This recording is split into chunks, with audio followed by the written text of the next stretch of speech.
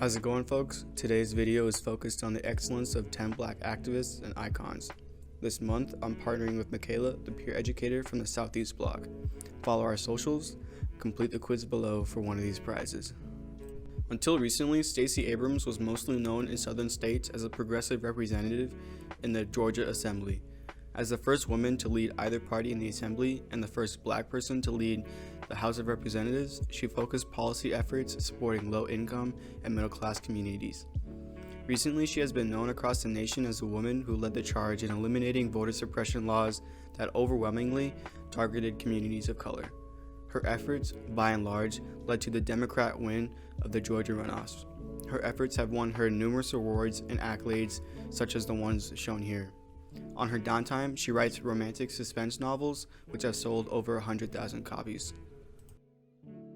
Easily one of America's most influential authors, James Bolin grew up in a low-income family with 7 other children. Due to an abusive father, Bolin spent much of his time secluded to libraries, which inspired his intelligence and penmanship. At the age of 24, he left the United States for France to escape American prejudice against Black communities. He later returned to write essays and provide lectures in the South to help propel the civil rights movement. His literary and oratory skills pushed him to the center of the movement. However, MLK and other activists eventually distanced themselves from Baldwin on account of Baldwin's queer identity. Regardless of King's homophobia, Baldwin remained an important figure for the movement. His FBI file contains 1,884 pages of documents, which is significantly higher than most other writers surveilled by the department. He died in 1987 from stomach cancer. One of my favorite shows to watch in high school was Key and Peele. Their satirical sketches provided a comedic lens on numerous American issues, especially ones involving racism. Peele started his television career in 2002 and would later be a returning member of Mad TV. In 2012, he starred in Comedy Central's sketch series Key and Peele to wide success. In 2016, he started producing films, some of which he would act in. One of my all-time favorites was Get Out, which netted $255 million globally with only a $4.5 million budget. His astounding career in media has resulted in 116 award nominations, of which he has won 101. A lyrical genius, Janelle Monae has been singing and writing from a young age. She wrote her first play at age 12. After graduating high school, Monae moved to New York City to attend the American Musical and Dramatic Academy. As the only Black woman in her class, she would later drop out in fear of losing her edge. She didn't want to sound or look or feel like anybody else. She would then move to Atlanta and enroll in Perimeter College at Georgia State University. In 2005, she appeared on multiple albums with Big Boy, Killer Mike, and Outkast.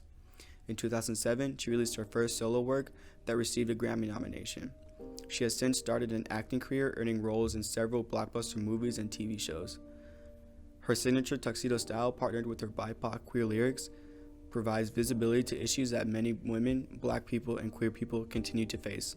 Her breach of stereotypes that Black artists face is instrumental in the growth of the music industry. Easily one of the most recognizable Black actresses, Cicely Tyson is a quintessential figure in cinema. Growing up in East Harlem with a religious atmosphere, she sang in a church choir. Destined to be an actress, her first acting role was in the series Frontiers of Faith in 1951. She started her career in cinema in 1956 with the movie Care of Gold. In 1972, she was nominated for an Academy Award and Golden Globe Award for her role in Sounder. Over the course of her career, she was nominated and was the recipient of numerous awards. Awards that also include the Primetime Emmys, NAACP Award, and a Tony Award. In 2016, she was awarded the Presidential Medal of Freedom by Obama. Insisting on playing characters that radiated strength and dignity, she shattered Hollywood's African American stereotypes. She wanted to play roles that Black women and Black girls could identify with. Jane Bolin became the first Black female judge. She used her position of power from the bench as a family court judge to fight against racial discrimination. She also was a strong advocate for children, specifically children of color, whose cases she oversaw consecutively. She was a founder for her local NAACP and later became the first Black president of the Dutchess Country Bar Association. She graduated from Yale Law School, which started her journey, and was born in New York on April 11, 1908, to an interracial couple. She later passed on January 8, 2007. She was seen as a thoughtful, conscious force on the bench and confronted a lot of domestic issues when it came to children of color. Alice Dunnigan was the first African-American female correspondent at the White House and the first Black female member of the Senate and House of Representatives Press Gallery. She is of Black, Native American, and white descent, with connections to both slave and slave-owning families. She was born on April 27th of 1906. In 1935, Allison worked for a Black-owned newspaper, and in 1942 moved her journey to Washington, D.C. Alice was banned from covering the White House conferences, even though she was a reporter. However, she persisted, and finally, in 1948, she became a full-fledged White House correspondent. During her time in the White House, President Kennedy appointed her to his Committee on Equal Opportunity designed to level the playing field for Americans seeking federal government jobs. She also published an autobiography in 1974 titled A Black Woman's Experience, From Schoolhouse to White House. She later passed at the age of 77 in 1983.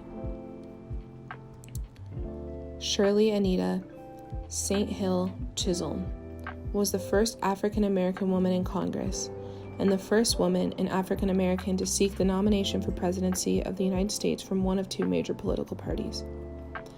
Her motto and title of her autobiography, Bossed and Unbothered, talks about her advocacy for women and minorities during her 7 terms in the U.S. House of Representatives. She was born in New York on November 30th, 1924. She later retired from Congress in 1983 and taught at the Mount Holyoke College. She also co-founded the National Political Congress of Black Women. She later in life declined the nomination to become U.S. Ambassador to Jamaica because of health issues. She famously quotes that she wants to be remembered as a woman who dared to be a catalyst for change. Shirley passed away not too long ago in 2005. Irene Morgan Kirkcaldy. Irene was born on April 9, 1997, and in 1944 made a courageous decision that started the American Civil Rights Movement. As she boarded a Greyhound bus, she sat in the back sessions specifically for Black people. When a white couple boarded on the crowded bus, the bus driver demanded that she give up her seat. She refused to give up her seat, and the bus driver drove directly to a local jail, where they boarded up the bus and handed her a warrant for arrest. She tore up the warrant and assaulted the officer on her way out. On June 3, 1946, after the Supreme Court saw her case with the help of NAACP lawyers, they agreed that segregation violated the constitutional protection of interstate commerce. She was a catalyst for the civil rights movement. She received the Presidential Citizens Medal along with many other awards. She passed on August 10th of 2007. Amelia Robinson has been recognized for her tireless civil rights advocacy in recent years, including a portrayal in 2014's Selma. Robinson began her civil rights activism in 1930, when she started advocating for voting rights after becoming one of the few African American women registered to vote in Selma, Alabama. Robinson became the first African American woman in Alabama to run for Congress in 1964 and following years. She also helped Martin Luther King Jr. plan the march from Selma to Montgomery.